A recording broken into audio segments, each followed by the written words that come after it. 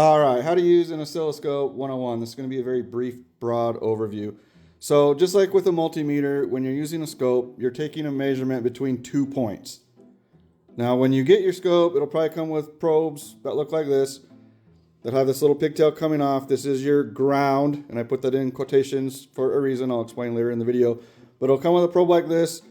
Here's one of your points, and then here's your other point. It'll probably be spring-loaded. You push this down, has a little hook on the end. You hook that against your wire, or these will just pop off. You can stab things, take your measurements that way.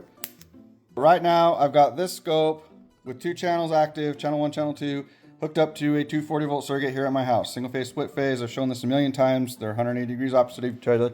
Here's the circuit, one hot, the other hot, and then here is my ground. So it's measuring one leg to ground, the other leg to ground, and that's what it looks like. Now on this scope, this is very important, and you always need to understand how your scope works. This plugs in to just a standard 120 volt NEMA 515 receptacle. It's got a regular NEMA 515 cord end on it. It plugs into the wall.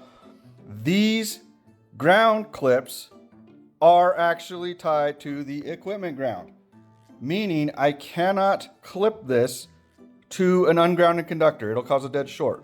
So if I'm taking measurements with this and using these probes, I always need to reference ground. Now with this scope, it's battery powered.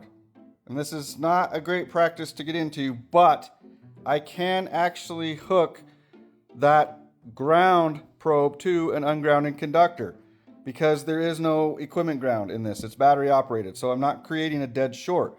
So I could just use this one probe to get my 240 volt wave going between the 2 ungrounded conductors. Where on this scope, these probes, this is tied directly to the equipment ground. So if I were to hook it up like this, it's going to cause a dead short. But really, all an oscilloscope is a really fancy multimeter that is measuring voltage between 2 points and then showing you that on the screen. Now granted, there's pretty cool stuff you can do with scopes. We can get into that in later videos.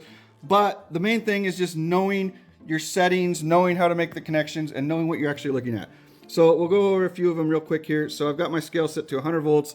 That means that each square represents 100 volts. You can change that to 50 volts. And then it's just plotting your voltage on the y-axis and time on the x-axis. So the time, I'm at 5 milliseconds, and change that. And you can see how it kind of zooms in, or if I go further out in time, it kind of zooms out. So you just need to understand what exactly you're looking at and how to set it up right and what your settings need to be.